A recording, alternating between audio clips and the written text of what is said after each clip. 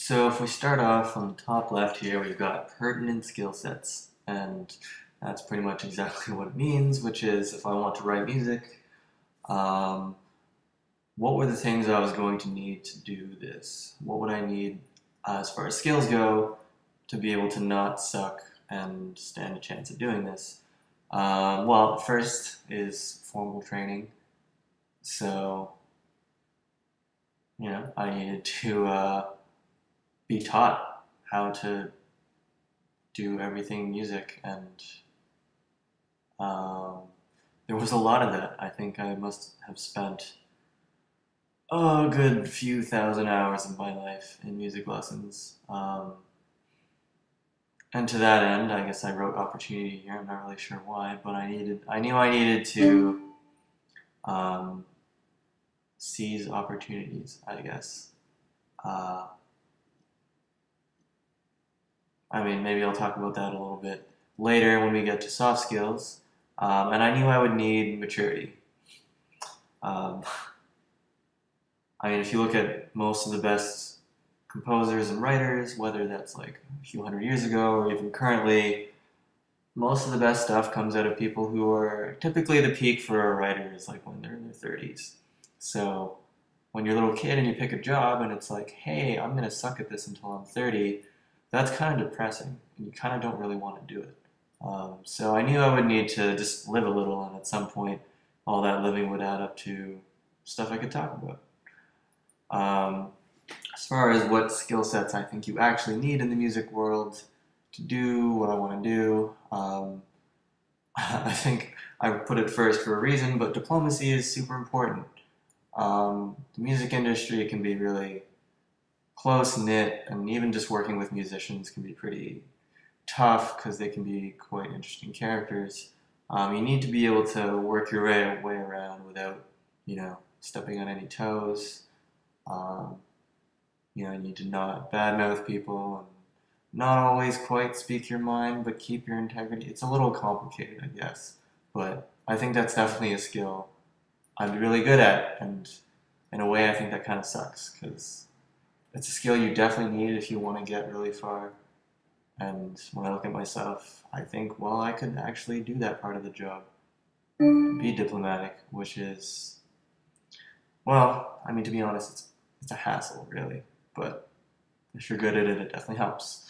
This is taking a long time, so let's try and move a little more quickly here. Music theory, that's really obvious. I mean, I must have written like 30 music exams, and this isn't even counting like actually playing the instruments.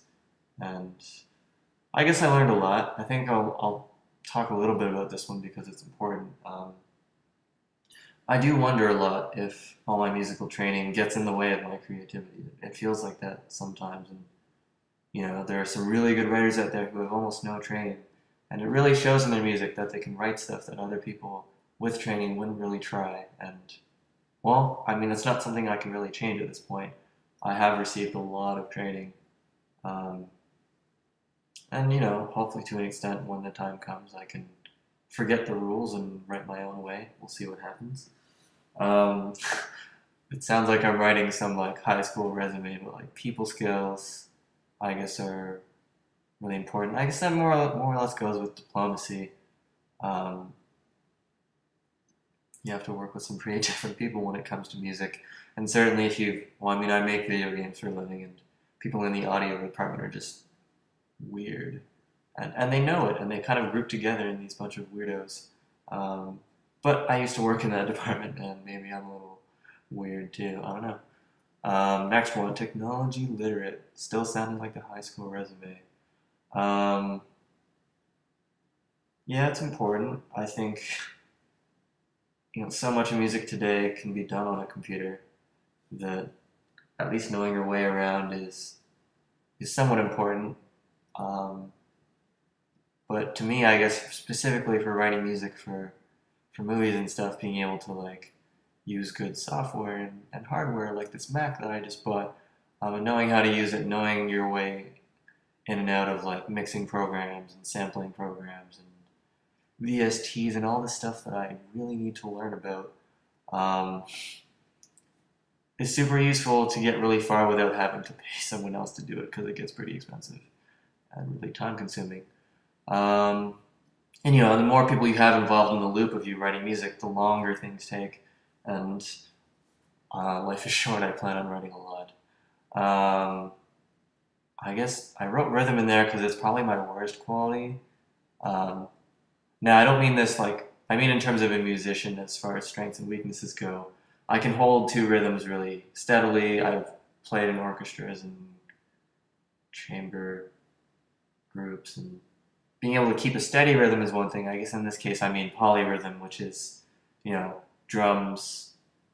Um, yeah, so think of the drums where rhythm is everything and it's super important. Um, I just don't have that amount of literacy when it comes to rhythm. So I'm really interested in learning the drums actually. So anything where you're like keeping three or four rhythms at the same time, rhythm is really what drives music in a way, and I think that's a really important skill that I plan on working on in the next couple of years. Polyphony, on the other hand, is where I think my strength lies, which is like writing melodies. You know, you can have your kind of harmonies and your chords, but writing one melody that happens at the same time as another melody is what I think my strength is in music and what I'm good at.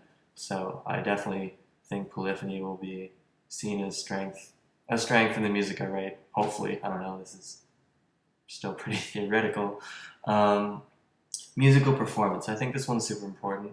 Uh, a lot of composers out there who write for movies and games right now don't play instruments at all. I think it's pretty terrible. I think if you don't emphasize with the performer who needs to emphasize, did I say emphasize? Um, Empathize with the performer who has to play your music. And if you've ever been to a concert where like super professional musicians are forced to play like really boring video game music, you'll know what I'm talking about. But I think playing the music and enjoying the music is really important. And I never want to leave that aspect out of being a composer. So it's important to me to keep playing music. And if you've ever played music for a crowd, it's it's really fun, and I think that's a joy in the music that you can't forget just because you're in a studio by yourself writing music most of the time. The connection with the audience is really something you can't overlook. Um, Genre appreciation. Okay, so it's a really long story, but really, I guess when you want to write soundtracks, I'll put it this way: you need to be able to write for any situation, right? If some guy comes to you and he's be like, I don't know, he's some like guy who was born in the '70s and he wants, some scene of like, well, was the '70s disco? I don't know. Yeah, so say some dude wants disco, like I need to be able to write that and appreciate it, and I've really put a lot of work in appreciating different genres, from the easy ones like rock and roll to the really tough ones to appreciate like jazz and rap. And I'm not gonna lie, stuff like R&B just really isn't my style, and I'm not gonna write every single genre ever.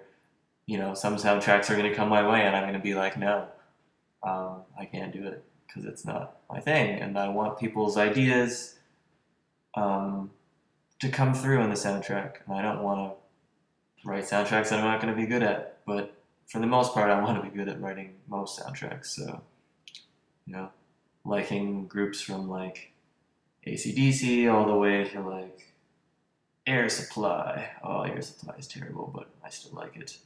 Um, to like foreign music, like Brazilian music or Icelandic music or classical music. Um, and what is the last one here? The whole recording thing is blocking it. A collection of studies. Right. Well, and it's also super important to, I don't want to use the word super, it sounds so stupid. Um, Study to watch lots and lots of movies and play lots and lots of video games and listen to the soundtrack. And I guess by the time I turned 20 and I asked myself, there probably is something I really want to do. What is it? And I realized I've been listening to soundtracks and I looked at my hard drive full of music and 90% of it was soundtracks. I was like, hey, I kind of know this stuff.